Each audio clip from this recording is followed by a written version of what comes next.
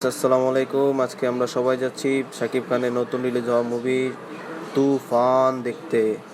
আমরা যাচ্ছি সবাই বিজেপি সিনেমা হলে।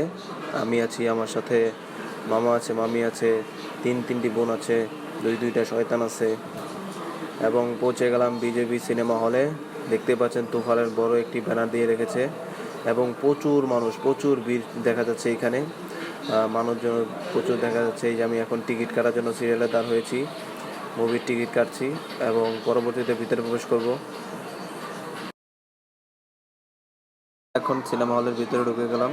দেখতেই পাচ্ছেন যে আমি একেবারে পিছনে সিটে বসেছি এবং সামনে অনেক মানুষজন দেখা যাচ্ছে এবং অবশেষে সিনেমাটি শুরু হতে যাচ্ছে।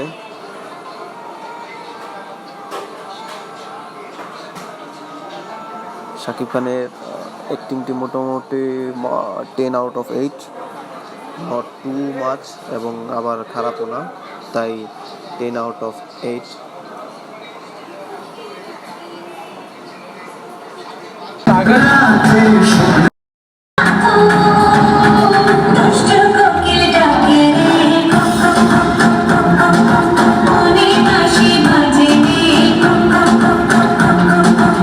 মামার শাক কিনতে ইচ্ছা করলো এবং মামার শাক কিনে নিল এবং শাক কেনার পরে আমরা গিয়েছিলাম ফুচকা খেতে। সবাই ফুচকা খেয়ে এখন বাসার উদ্দেশ্যে রওনা দিলাম এবং এইভাবে আজকে আমাদের দিনটি পার হয়ে গেল। Good bye.